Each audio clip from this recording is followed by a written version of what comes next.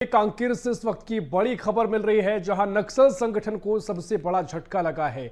नक्सली CC member Sonu दादा ने अन्य 60 सदस्यों के साथ सरेंडर कर दिया है।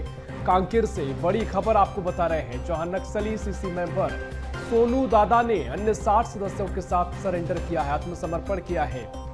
ये बड़ी खबर आपको कांकेर से बता रहे हैं, जहां नक्सल संगठनों को लगातार इनके खिलाफ ऑपरेशन चलाया जा रहा है, लगातार सफलताएं सुरक्षा बलों को मिल रही है और नतीजतन अब बड़ी कामयाबी मिल रही है, बड़ी सफलताएं मिल रही हैं। नक्सल संगठन को सबसे बड़ा झटका भी लगा है। नक्सल सीसी मेंबर सोनू दादा ने अन्य 60 लोगों के साथ 60 नक्सलियों के साथ सरेंडर कर दिया है। गढ़चिरौली महाराष्ट्र में पुलिस के सामने आत्मसमर्पण किया गया है।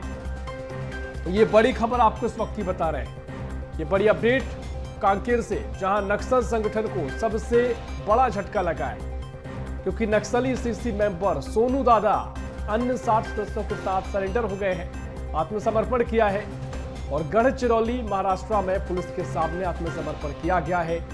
ये बड़ी खबर आपको बता रहे हैं, बहुत सारे मायने इसके, क्योंकि लगातार नक्सलवाद की कमर तोड़ने का काम किया जा रहा है। इससे पहले हमने आपको खबर बताई थी, जहां 103 नक्सलियों ने आत्मसमर्पण किया था। उसके बाद भी लगातार मामले सामने आते रहे, कभी 2, कभी 5, कभी 3, इस तरह की संख्या आती रही है। लेकिन इस वक्त की ये बड़ी खबर आपको बता रहे हैं, जहां बड़ी सफलता एक बार फिर नक्सलवाद के खिलाफ देखने को मिली है।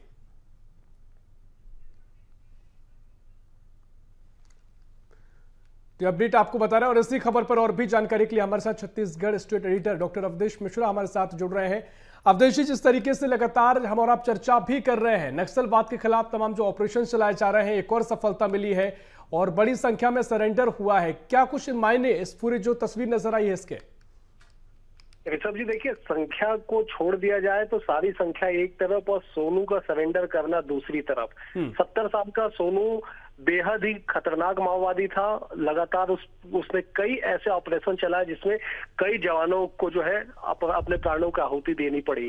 लगातार पिछले 40 सालों से वो बस्तर सहित तेलंगाना, आंध्र प्रदेश के सीमावर्ती क्षेत्र में सक्रिय था। CC member, polit bureau member, प्रवक्ता सहित तमाम बड़े पदों पे वो कार्य कर चुका था। बड़ी खबर यही है कि 1 करोड़ रुपए के इनामी नक्सली, जिसके पास AK-47 जैसे घातक हथियार भी पुलिस के रिकॉर्ड में मौजूद है, ऐसे नक्सली का अपने 60 साथियों के साथ सरेंडर करना अपने आप में एंटी नक्सल जो ऑपरेशन चलाया जा रहा है उसकी बड़ी जीत की ओर कदम माना जाएगा। देखिए, सबसे बड़ी बात यह है कि सोनू को लेकर पिछले कुछ दिनों से बस्तर के माओवादियों की तरफ से कई तरह के पत्र जारी किए जा रहे थे। सोनू ने सबसे पहले जिस दिन देश के गृह मंत्री ने छत्तीसगढ़ में दिसंबर के आसपास में जब उन्होंने कहा कि सारे माओवादियों को जो है हथियार छोड़ देना चाहिए, उन्हें मुख्य धारा में लौट जाना चाहिए, उसके बाद से लगातार माओवादियों की तरफ से संघर्ष विराम की बातें कही जा रही थी। सोनू वही व्यक्ति है, वही नक्सली था जिसने पत्र लिख के अपने कैडर के लोगों को समर्पण करने और सरकार की नीतियों के साथ आगे बढ़ने के लिए पत्र लिखा था, जिसपे जो माओवादी जो संगठन उसके भीतर कई तरह के फूट देखने को मिले थे। दूसरा जो दल था, दूसरा जो ग्रुप था, उसने बकायदा पत्र जारी करके सोनू और उसके साथियों के हथियार छीन के जो नीचे के कैडर है उन्हें देने तक का फरमान जारी कर दिया गया था। तो मतलब ये मान के चलिए कि सोनू को न केवल सुरक्षा बलों से खतरा था, बल्कि भीतर अपने ही संगठन के दूसरे गुटों के नक्सलियों से भी बड़ा खतरा बना हुआ था। संभवतः यही एक बड़ी वजह रही कि सोनू ने अंततः जो आत्मसमर्पण करने का निर्णय लिया और 60 साथियों के साथ जो उसका जो एक ग्रुप माना जाता था उसके साथ सोनू ने आत्मसमर्पण का निर्णय जो ले लिया है। जी विपक्ष बिल्कुल, देखिए, बहुत बहुत बड़ी सफलता है और लगातार जो कार्रवाइयां की जा रही है उस ओर हम लगातार आगे बढ़ रहे हैं। तमाम तरीके के जो पहले मामले सामने आए, जहां पर सोनू दादा का मामला है, तो ये तो और बहुत बड़ी अपडेट है कि नक्सलियों के भीतर जो स्थिति बनी हुई है, हड़कंप की स्थिति है, बौखलाहट है, जिसके चलते कई छोटी मोटी घटनाओं को अंजाम देने की कोशिश भी की जा रही है, लेकिन वो सब नाकाम हो रही हैं, व्यवस्था ऐसी है। एक सवाल लगातार अवधेश जी मेरे मन में लगातार देखने को मिल रहा है, क्योंकि जब भी इस तरह की कार्रवाइयां होती हैं या फिर जो आत्मसमर्पण दिखाई देता है, बड़ी संख्या में जो आत्मसमर्पण कर रहे हैं, स्वाभाविक है कि नक्सलियों के पास कुछ बचा नहीं है करने को, अपनी जान बचा सकते हैं ये विकल्प रह गया है। लेकिन जो नक्सली यहाँ पर मुख्य धारा में आ रहे हैं, इसको लेकर क्या व्यवस्था रहती है कि इन पर निगरानी रखी जाए? ये सवाल लगातार मेरे मन में उठता है कि जो नक्सली आते हैं, क्या उनकी गारंटी रहती है कि कल को वो फिर से इस मुख्य धारा को ना छोड़ दे? इसको लेकर क्या व्यवस्था रहती है, क्योंकि लगातार आप इस पर कवरेज भी करते रहे?